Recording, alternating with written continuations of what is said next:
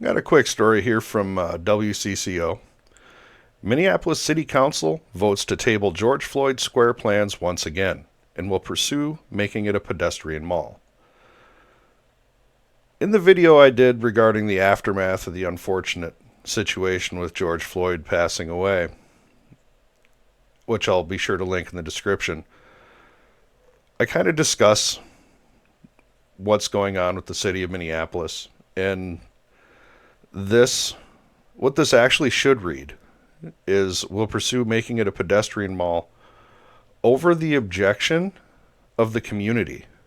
Because as this story goes in, and this is kind of the point of this story, not the one that I did prior about the unfortunate situation that happened after George Floyd's death, which again I'm going to link in the description. This goes through and it talks about how the community members want to reopen George Floyd Square, which is 38th and Chicago Avenue for anyone who's not familiar with Minneapolis. It's 38th and Chicago Avenue South. They want to reopen it to traffic. 15 of the 20 business owners along the intersection voiced their disapproval for the city's plan. The main issue is they don't want it closed to traffic. I froze this news story here where you can see the roundabout that has been built by the community with the power fist in the middle, which I don't think there really is anybody who says that that should be removed. That should obviously stay there and probably be made permanent and safe, because roundabouts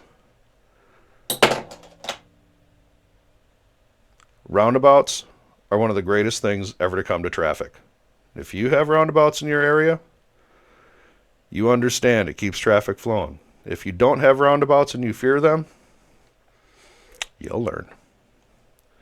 But in this picture, you can see the power fist.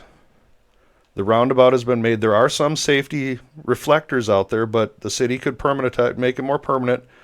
And you can see in the background the Speedway store that has been turned basically into a memorial and should probably be turned into a park for the community.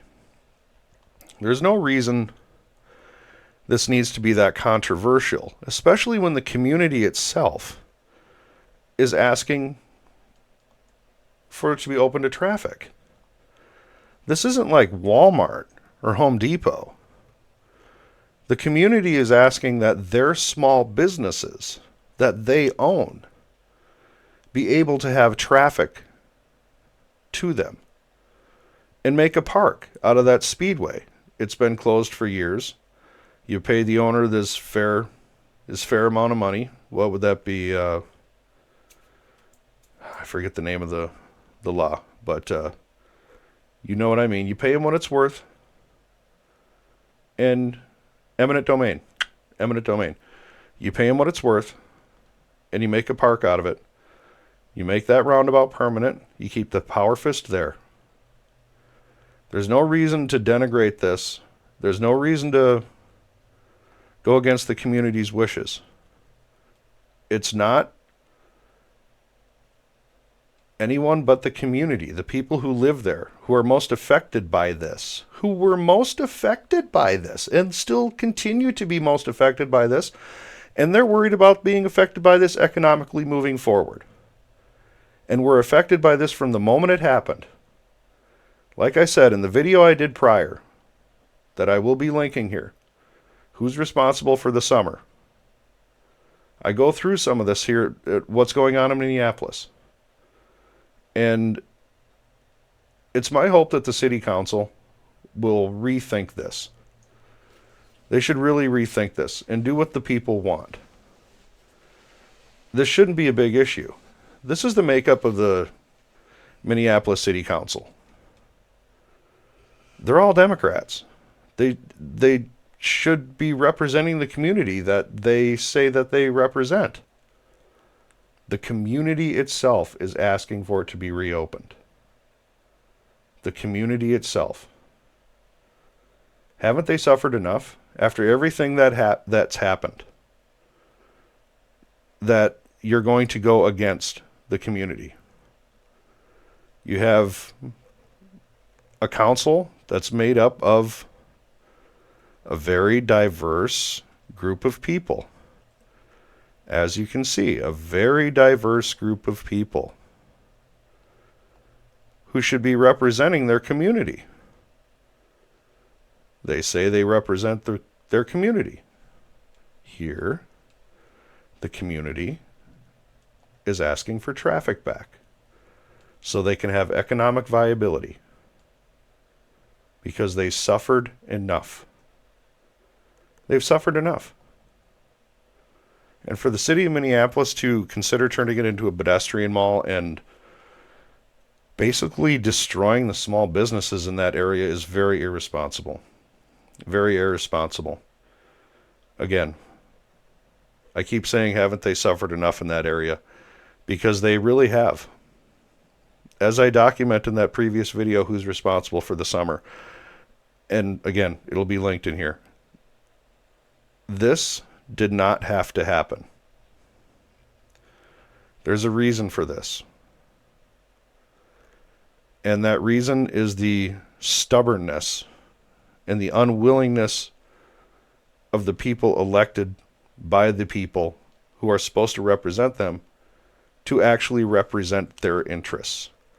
In order to reopen 38th and Chicago, George Floyd Square, the city of Minneapolis had to use a community group called the Agape Movement. I'm going to just kind of cover what they say.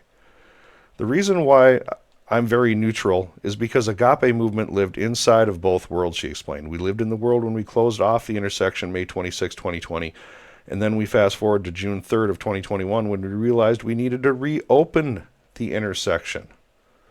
They wanted to reopen it because the community, represented best by, I guess, the Agape group, more so than their elected officials, wanted to reopen it.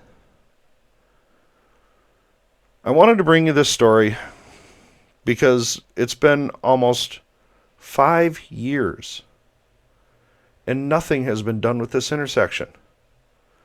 The businesses around it are suffering and dying. The community around it is suffering because of their lack of opportunities. They're suffering because of their lack of ability to transit the community. And by the way, as somebody who was born in Minneapolis, Chicago Avenue is a great road to shoot across.